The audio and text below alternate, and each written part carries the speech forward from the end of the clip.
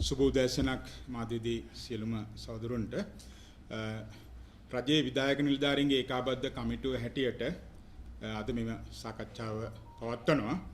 මම එච්.එල්. උදේසිරි සභාපති රජයේ විධායක නිලධාරී ඒකාබද්ධ කමිටුව. රජයේ විධායක නිලධාරී ඒකාබද්ධ කමිටුව සංවිධාන 18ක් නියෝජනය කරනවා. විශේෂයෙන්ම රජයේ දීපයාත්‍ර සේවාවන් සහ සමාන්තර දෙපාර්තමේන්තුගත සේවාවන් 18ක් නියෝජනය කරනවා.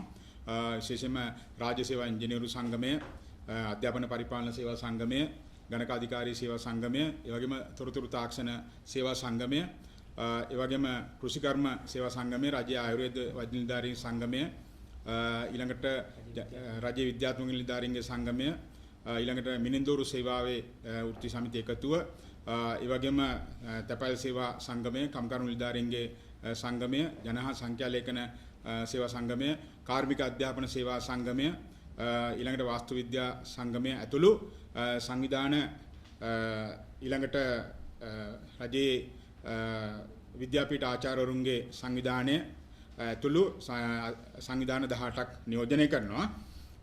අතරම අද මේ මාධ්‍ය සාකච්ඡාව පවත්වන්න හේතු වුණේ මූලික වශයෙන්ම පසුගිය පෙබරවාරි 25 වෙනිදා මේ රටේ ශ්‍රේෂ්ඨාධිකරණය විසින් ඓතිහාසික නඩු තීන්දුවක් ලබා දුන්නා. මේ රටේ රාජ්‍ය සේවයේ පැවැත්ම නැත්නම් මේ රාජ්‍ය සේවයේ පවත්වාගෙන යන ආකාරය සම්බන්ධයෙන් අනාගතයේදී මේ රාජ්‍ය සේවය කාර්යක්ෂම සහ ඵලදායී රාජ්‍ය සේවයක් කිරීමට අවශ්‍ය කරන විධිවිධාන මඟ පෙන්වීම සහිතව රජයට ඓතිහාසික තීන්දුවක් ලබා දුන්නා. ඒකට හේතු උනේ අපි දන්නවා මේ රටේ මේ අපේ මෑත කාලයේ මේ ආකාරයට රට ගියත් මීට අවුරුදු 3කට විතර කලින් දැඩි අර්බුදකාරී තත්ත්වයක් තමයි රට තුළ තියෙන්නේ. විශේෂයෙන් ආර්ථිකයේ සමාජයේ දැඩි අර්බුදකාරී තත්ත්වයක් තුනේ. ඒ කාලේ දැඩි ලෙස මේ රටේ චෝදනාවක් එල්ල වුණා. රට මේ ආකාරයට කඩා වැටෙන්න ප්‍රධාන හේතුව උනේ මේ රටේ පාලනය සහ පරිපාලනය දුර්වල වීම කියන එක. සහ මේ රටේ පරිපාලනය සහ පාලනය අත්නොමතික වීම, අසාධාරණ වීම මත තමයි මේ රට මෙහෙම උනේ කියන එක. ඒ නිසා ඇයි එහෙම උනේ? විශේෂයෙන්ම අද අපි කතා කරන්නේ මේ පරිපාලනය, විශේෂයෙන්ම කළමනාකරණය සහ මේ පරිපාලනය කියන කැලේදී රටට වෙච්ච විශේෂයෙන්ම මේ රටේ මූලික අයිතිවාසිකම් තහවුරු කරලා තියෙන ආණ්ඩුක්‍රම ව්‍යවස්ථාවේ 12ක වගන්තියෙන් සහතික කරලා තියෙන සර්වසාධාරණත්වයේ අයිතිවාසිකම ඉතාම අත්නොමතික ආකාරයට අසාධාරණ ලෙස අයුක්ති සහගතව උල්ලංඝනය කරපු අවස්ථාවකට එරෙහිව තමයි ගරු ශ්‍රේෂ්ඨාධිකරණය මේ තීරණ ලබා දුන්නේ. ඒක තමයි 2013 දෙසැම්බර් 23 වෙනිදා ගැසට් කරන ලද ශ්‍රී ලංකා පරිපාලන සේවාවේ නව ව්‍යවස්ථාව තුලින් මේ රටේ රාජ්‍ය සේවයට ජනරජයේ තනතුරු වලට ඇති කරන ලද බලපෑම, විශේෂයෙන්ම අත්නොමතික සහ අසාධාරණ විදියට කරන ලද බලපෑම හමුවේ රජයේ විධායක නිලධාරී ඒකාබද්ධ කමිටුව නියෝජනය කරන වෘත්ති සමිතිය විදියට ශ්‍රී ලංකා ක්‍රම සම්පාදන සේවය, ඊළඟට ආයුර්වේද වෛද්‍ය සේවය, කෘෂිකර්ම සේවය සහ අධ්‍යාපන පරිපාලන සේවය මූලික කරගත් මේ සංවිධාන විසින් මූලික අයිතිවාසිකම් නඩුවක් ගොනු කරා 2014 වර්ෂයේදී. ඒක තමයි අර මම කිව්ව 2013 ශ්‍රී ලංකා පරිපාලන සේවා ව්‍යවස්ථාවේ උපලේඛනයක් මගින් මේ ජනරජයේ තනතුරු නාම 381ක් එම සේවාවට පමණක් වෙන් කරගත්තා සහ නීතිගත කරා. ඒ තනතුරු නාම 381කට අදාළව මේ රටේ රාජ්‍ය සේවයේ විශේෂයෙන්ම සංවර්ධන ව්‍යාපෘති, මහජන සේවාවන් ඇතුළු සියලුම ශේෂ්ත්‍රයන් නියෝජනය කරන අමාත්‍යාංශ මට්ටමින්, දෙපාර්තමේන්තු මට්ටමින්, කමිෂන් සභා මට්ටමින් සහ ඒහා සමාන අනිකුත් ආයතන මට්ටමින් නියෝජනය කරන ඉහළම නියමු තනතුරු, අග්‍ර කළමනාකරණ, මධ්‍යම කළමනාකරණ සහ පහළ කළමනාකරණ තනතුරු 381ක් තමයි ඒ අය Tamanට පමණක් කියලා ගැසට් කරගත්තා. මේක ඊළඟ කාරණේ වුණේ එතෙන් එම තනතුරු වලින් බොහෝ තනතුරු ශ්‍රී ලංකා පරිපාලන සේවය හා සමානම අනිකුත් දීපව්‍යාත්මක සේවාවන් වල නිලධාරීන් දරපු තනතුරු. අනේ ඒ තනතුරු තමන්ගේ තනතුරු බවට පත් කරගත්තා. මෙන්න මේක අත්නොමතිකයි, අයිති සහගතයි, අසාධාරණයි කියලා සංවිධානයේ විදියට අපේ සංවිධානයේ මේ සංගම් ශ්‍රේෂ්ඨාධිකරණයේ නඩුවක් පැවරුවා. මම හිතන්නේ දීර්ඝ නඩු විභාගයෙන් අනතුරුව පෞද්ගලික පෙබරවාරි 25 වෙනිදා අධිකරණයේ තීන්දුව ලබා දුන්නා. එතෙන්දී පැහැදිලිවම ඒ වාර්තාව තියෙනවා, අධිකරණ තීරණයේ පැහැදිලිවම කියනවා මේක නිරීක්ෂණ මට්ටමින්.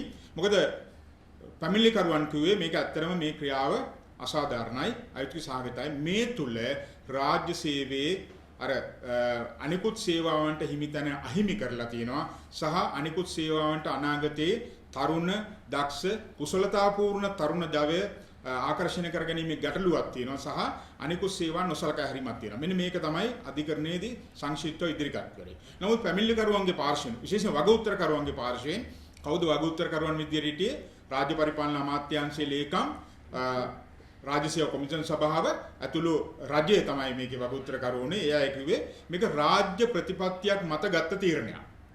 විශේෂයෙන්ම කළමනාකරණ සේවා දෙපාර්තමේන්තුවේ අධ්‍යක්ෂ ජෙනරාල් මේක අනුමත කරලා තියෙනවා. සහ ශ්‍රී ලංකා පරිපාලන සේවයේ අනිකුත් සේවාවන්ට වඩා සුවිශේෂී එකක් කියන එක තමයි ඒගොල්ලෝ තර්ක කරේ. ඒගොල්ලෝ කිව්වේ මේක මේ ඉංග්‍රීසි ආණ්ඩු කාලේ ඉඳන් පැවතෙන සේවාවක්. මේකේ ඓතිහාසික බව නිසාම මේක සුවිශේෂී කියලා. නමුත් අධිකරණයේ පැහැදිලිවම මේ ඉදිරිපත් සියලු කරුණු බලලා අධිකරණයේ නිරීක්ෂණ දුන්නා. පළවෙනි එක තමයි අධිකරණය කිව්වේ මේ ජනරජයේ යම් කිසි තනතුරකට සුදුසු සේවාව තෝරා ගැනීම ඒ විෂය අනුව කළ යුතුයි. විෂය අනුව කළ යුතුයි. විෂය කළමනාකරුවන් අනුව ඒක තමයි පැහැදිලිව කිව්වේ.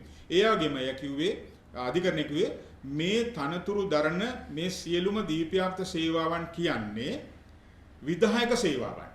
මේ කිසිම සේවාවක් ඔක්කොම සමානයි. අනේක තමයි අධිකරණය පැහැදිලිව කිව්වේ මේ දීප්තියාප්ත සේවාවන් විධායක සේවාවන් සියල්ල සමානයි.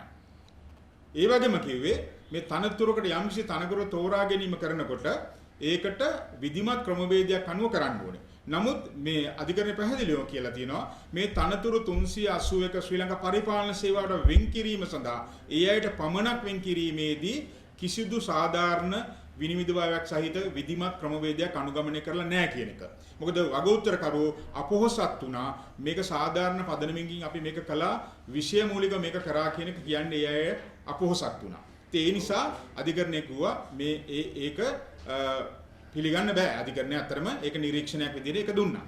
ඒ වගේම අධිකරණය කියපු එක තමයි අර වගඋත්තරකරුවන් කිව්වා ශ්‍රී ලංකා පරිපාලන සේවය අනිකුත් දීප්තියාප්ත සුවිශේෂී කියූප එකට අධිකරණය කිව්වේ ඒ සඳහා ප්‍රමාණවත් ඒක එහෙම තහවුරු කිරීම සඳහා කිසිදු සාක්ෂියක් අධිකරණයට ඉදිරිපත් වෙලා නැහැ කියන එක. ඒ නිසා අර සියලුම සේවාවන් සියලුම විධායක සේවාවන් සමානයි කියන එක තමයි අධිකරණය පැහැදිලි කරේ. ඒ වගේම අධිකරණය කියපු අනිත් කාරණේ තමයි සමානාත්මතාවයේ අයිතිය එහෙම නැත්නම් සර්වසාධාරණත්වයේ අයිතිය කියන එක වෙනස් කොට සැලකීම වැළැක්වීම පමණක් නෙමෙයි අත්නෝමතික භාවයේ වැළැක්වීම සහ සාධාරණත්වයේ තහවුරු කිරීම. මෙන්න මේ තුල තමයි සමානාත්මය ඇති වෙන්නේ කියන එක. ඒ නිසා අවසන් වශයෙන් අධිකරණය දුන්න තීරණය තමයි අර ශ්‍රී ලංකා පරිපාලන සේවාවේ සේවා ව්‍යවස්ථාව මගින් 2013 දී ගැසට් කරපු ඒ උපලේඛනයේ තියෙන තනතුරු සියල්ල බලරහිත සහ ශූන්‍ය කළා. 2026 පෙබරවාරි 25 වෙනිදා ඉඳලා. එතනින් එහාට අධිකරණය දුන්න පැහැදිලි නිර්ණායක වගයක් රජයට මම හිතන්නේ රජයට දුන්නා මේ තනතුරු නාම 381 සඳහා සුදුසුකම් යෝග්‍යතාවයේ මත පදනම් වෙලා විෂය අනුව සුදුස්සන් පත් කිරීම සඳහා ක්‍රමවේදයක් හදන්න. ඒකට අවශ්‍ය කරන SOR හදලා ඒවා ගැසට් කරලා තනතුරු පුරප්පාඩු වෙනකොට ඒකට අදාළ පුරප්පාඩු වලට අයදුම් පත්‍ර කැඳවලා ඒ අනුව සුදුස්සන් පත් කරන්න කියන කාරණේ. මම හිතන්නේ මේක තමයි ඊටාම මෑත කාලේ අපි දැක්ක අතිශය සාධාරණ අධිකරණ තීන්දුවක් විදිහට අපි මේක දකින්නේ. මම හිතනවා අධිකරණය රජයට වර්තමාන රජය අතරම බලයට ආවේ මේ රටේ මේ ක්‍රමවේදයේ වෙනසක් කරනවා සුබවාදී තැනකට මේ රාජ්‍ය සේවය ගෙනියනවා කියලා. විශේෂයෙන්ම රාජ්‍ය සේවයේ ඵලදායීතාවයේ කාර්යක්ෂමතාවයේ ඉහළ නැංවීම සඳහා ඊටාම හිතකාමී මම හිතන්නේ මේ රට ආර්ථික වශයෙන් සමාජීය වශයෙන් සංවර්ධනය කිරීම සඳහා අනාගතයේදී ඊටාම හොඳ තැනකට ගෙනියන්න අවශ්‍ය කරන පරිපූර්ණ මඟ පෙන්වීමක් මේ අධිකරණ තීරණය තුල තියෙනවා. ඒක තමයි අපි දකින්නේ. ඒ නිසා මම හිතන්නේ රජයට මේක දැන් හරි පහසුයි. මොකද අපි කාලයක් කිව්වා මේ රටේ මේ සේවාවන් වෙන වෙනම අරගෙන වෙන සේවාවන් වලට වර්ගීකරණය කිසිදු පදනමක් නැතුව වර්ගීකරණ කරලා විශේෂ කළමනාකරුවෝ පැත්තකට කරලා මේ රට ගොඩනගන්න බෑ කියන එක අපි පැහැදිලි කිව්වා. මම හිතන්නේ අධිකරණය තුලින් මේ දීලා තියෙන තීරණය මගින් රජයට පැහැදිලි පණිවිඩයක් දීලා තියෙනවා, මඟ පෙන්වීමක් කරලා තියෙනවා. මේ රටේ රාජ්‍ය සේවයේ මේ ජනරජයේ තනතුරු ඒ විෂය කළමනාකරුවන් අතරපත් කළ විශේෂයෙන්ම විධිමත් ක්‍රමවේදයකට ඕනෑම තැනක සුදුස්සෙකුට තනතුරකටපත් වෙලා තමන්ගේ කාර්යභාරය කරගෙන යන අවස්ථාව තමයි මේකෙන් දීලා තියෙන්නේ. හැබැයි අපිට ප්‍රශ්නේ තියෙන්නේ දැන් පෙබරවාරි මාසේ 25 වෙනිදා ඉඳලා අද මාස දෙකක් ගත වෙලා තියෙනවා. මම හිතන්නේ මේ අධිකරණ තීන්දුවේ සඳහන් විධිවිධාන ක්‍රියාත්මක කිරීම සඳහා වග උත්තරකරුවන් විසින් මේ දක්වා කිසිදු ඵලදායී ක්‍රියාමාර්ගයක් අරගෙන නැහැ. ඒ වෙනුවට අපිට දැනගන්න ලැබිලා තියෙන්නේ වග උත්තරකරුවන් විසින් මේ අධිකරණ තීරණයේ මගින් ලබා දී ඇති මඟ පෙන්වීම වලට මේ විධිවිධාන නිසා රාජ්‍ය සේවයේ මෙන්න මේ ආකාරයේ ගැටලු ඇති වෙනවා, අහිතකර තත්ත්වයන් ඇති වෙනවා, අගතිගාමී දේවල් ඇති වෙනවා කියන එක සම්බන්ධයෙන් රජයට කරුණු ඉදිරිපත් කරලා තියෙනවා කියන එක තමයි අපිට දැනගන්න ලැබිලා තියෙන්නේ. එතකොට මේ නඩු තීන්දුවට ගරු කළා නඩු තීන්දුව ශ්‍රේෂ්ඨාධිකරණ තීරණය ක්‍රියාත්මක කිරීම වෙනුවට මේකේ අහිතකර පැත්තක් පෙන්වන්න මේ ව්‍යාජ විදියට උත්සාහ කරනවා. අපි දකින්නේ මේ අධිකරණ තීරණේ කිසිදු ආකාරයක අහිතකර දත්තා. මේක ඊටාම රාජ්‍ය සේවයේ ප්‍රගමණයට ඊටාම හොඳ අධිකරණ තීරණයක් විදියට තමයි අපි මේක දකින්නේ. ඒ නිසා අපි මම හිතන්නේ වර්තමාන ආණ්ඩුවේ ප්‍රතිපත්ති ප්‍රකාශන වල පැහැදිලිව තියෙනවා මේ රටේ රාජ්‍ය සේවයේ ඵලදායී සහ කාර්යක්ෂම තත්ත්වයට ගෙනෙනවා. මේක ක්‍රමවේදයේ වෙනස්කම් කරනවා, විශේෂයෙන්ම මූලික අයිතිවාසිකම් වලට ගරු කරනවා කියන එක වත්මන් ආණ්ඩුවේ මැතිවරණ ප්‍රකාශන වල පවතිනවා. අපි දන්නවා අද දවසෙත් ඒ ස්ථාවරය එතන ඇති කියන එක.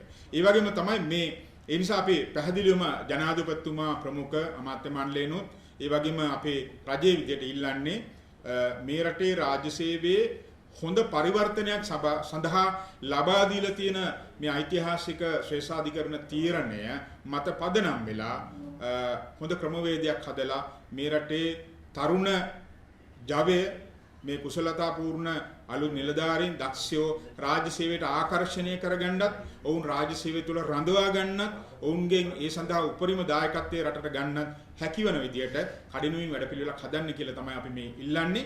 හැබැයි ඒකම මේ වැඩසටහන මේ නඩු තීන්දුව අනුව රාජ්‍ය සේවයේ මේ අවශ්‍ය විධිවිධාන නැත්නම් මේ ප්‍රතිපාදන ක්‍රියාත්මක නොකර සිටින තත්ත්වයක් වුණොත් මම හිතන්නේ රජයේ විධායක නිලධාරී ඒකාබද්ධ කමිටුව හැටියට මේ ශ්‍රේෂ්ඨාධිකරණ තීරණය අනුව රාජ්‍ය සේවයේ ඒ අවශ්‍ය පරිවර්තනය කර ගැනීම සඳහා ගන්න පුළුවන් ඉහළම ක්‍රියාමාර්ග අපි ගන්නවා. මොකද අපි කිසිසේත්ම මේ අධිකරණ තීරණය ආපස්සට හරවන්න වෙනත් බාහිර බලවේග වලට ඉඩ තියන්නේ නැහැ. ඒක පැහැදිලිව අපි පණිවිඩය දෙනවා. මොකද හේතුව මේක අවුරුදු ගාණක් තිස්සේ මේ සංවිධාන මහන්සියලා මේ තහවුරු කළා. මම හිතන්නේ ශ්‍රේෂ්ඨාධිකරණය ඉතා විශාල වශයෙන් පුළුල් විදියට අධ්‍යයනය කළා මේ රට ගැන, රාජ්‍ය සේවය ගැන සහ මේ රටේ මානව සම්පත ප්‍රවර්ධනය කරන්න, සංවර්ධනය කරන්න අවශ්‍ය කරන මඟ පෙන්වීමක් තමයි මේක තුළ තියෙන්නේ. ඒ නිසා මේක ආරක්ෂා කරගන්න මේ අනුව රාජ්‍ය සේවයේ අවශ්‍ය ප්‍රතිසංවිධාන ප්‍රතිසංස්කරණ කිරීමට ඒ වෙනුවෙන් අපි පෙනී හිටිනවා. ඒ වෙනුවෙන් අපි අපේ ඉදිරි ක්‍රියාමාර්ග ඕනම ආකාරයකට ගන්න අපි සූදානම් කියලා මේ අවස්ථාවේ කියනවා. ඒ වගේම මේ නඩු තීන්දුව හා සමාන මූලික ජලසයන් නඩු තීන්දුවක් තවත් තියෙනවා ශ්‍රී ලංකා මානව හිමිකම් කොමිෂන් සභාවේ 2024 විශේෂයෙන්ම මේ රටේ රාජ්‍ය සේවයේ දීප්තියාත්‍ර සේවාවන්ට 2019 ඉඳලා ලබා දුන්න උසස් වීම් ක්‍රමවේදය අනිකුත් සමාන්තර දෙපාර්තමේන්තුගත සේවාවන් සඳහා ක්‍රියාත්මක නොකිරීම හේතුවෙන් ඒ අය ශ්‍රී ලංකා මානව හිමිකම් කොමිෂන් සභාවේ පැමිණිල්ලක් කරා 2024 මතන ඒ සඳහා මානව හිමිකම් කොමිෂන් සභාව තීන්දුවක් දීලා තියෙනවා. ඒ තුලින් ඒ අයගේ මූලික අයිතිවාසිකම් විශේෂයෙන්ම දෙපාර්තමේන්තුගත සේවාවල නිලධාරීන්ගේ මූලික අයිතිවාසිකම් උල්ලංඝනය වුණා කියලා ඒ සඳහා විශේෂයෙන්ම රාජ්‍ය කොමිෂන් සභාව, මුදල් අමාත්‍යාංශය, රාජ්‍ය පරිපාලන අමාත්‍යාංශයට වග උත්තරකරුවන් සඳහා නිර්දේශ ලබා දීලා තියෙනවා ක්‍රියාත්මක කරන්න කියලා. මම හිතන්නේ මේ දක්වා මේ වෙනකොට මාස 5කට අධික කාලයක් තියලා ඒ නිර්දේශ නොසලකා හැරලා තියෙනවා. ඒ නිසා මම හිතන්නේ පහුගිය මාසේ පහුගිය සතියේ මානව හිමිකම් කොමිෂන් සභාවේ සභාපති හිටපු ශ්‍රේෂ්ඨාධිකරණ විනිසුරුතුමා නැවත වතාවක් ජනාධිපතිතුමා වෙත පූර්ණ වාර්තාවක් යවලා තිනවා මේ විශේෂයෙන් දෙපාර්තමේන්තුගත විධායක සේවා නිලධාරීන්ට සිදු වෙලා තියෙන අසාධාරණයට වග උත්තරකරුවන් මේ දක්වා ක්‍රියාමාර්ග අරගෙන නැහැ. ඒ නිසා මේ සම්බන්ධයෙන් ඔබතුමාගේ අවධානය යොමු කරන්න කියලා ජනාධිපතිතුමාට වාර්තාවක් යවලා තියෙනවා. ඒ නිසා අපි දකින්නේ මේ එකම ආකාරයේ මූලික අයිතිවාසිකම් මානව හිමිකම් කඩවීම තමයි මේ සිද්ධ වෙන්නේ. ඒ නිසා මේ වෙලාවේ ඇත්තටම රජයට විශාල වගකීමක් තියෙනවා. මේ රටේ රාජ්‍ය සේවයේ ලක්ෂ 13ක් වෙච්ච රාජ්‍ය සේවයේ මේ මානව සම්පත හරියාකාරව කළමනාකරණය කළා ඒකේ ප්‍රතිඵල රටට අරන් දෙන්න මම හිතන්නේ රාජ්‍යයට වගකීමක් තියෙනවා. මම හිතන්නේ රජයේ විධායක නිලධාරී ඒකාබද්ධ කමිටුව විදියට ඒකට උදව් කරන්න ඕනම අවස්ථාවක රජයට උදව් කරන්න අපි ලෑස්ති. ඒ සඳහා අවශ්‍ය වැඩපිළිවෙළ අපේ යෝජනා අපි දෙන්න ලෑස්ති. මම හිතන්නේ ඒ මත පදනම් වෙලා රජය මැදිහත් වෙලා විශේෂයෙන් ජනාධිපතිතුමා ඇතුළු රජය මැදිහත් වෙලා මේ තීන්දුව తీරන ක්‍රියාත්මක කරයි කියන එක තමයි අපි බලාපොරොත්තු වෙන්නේ. බොහොම ස්තුතියි.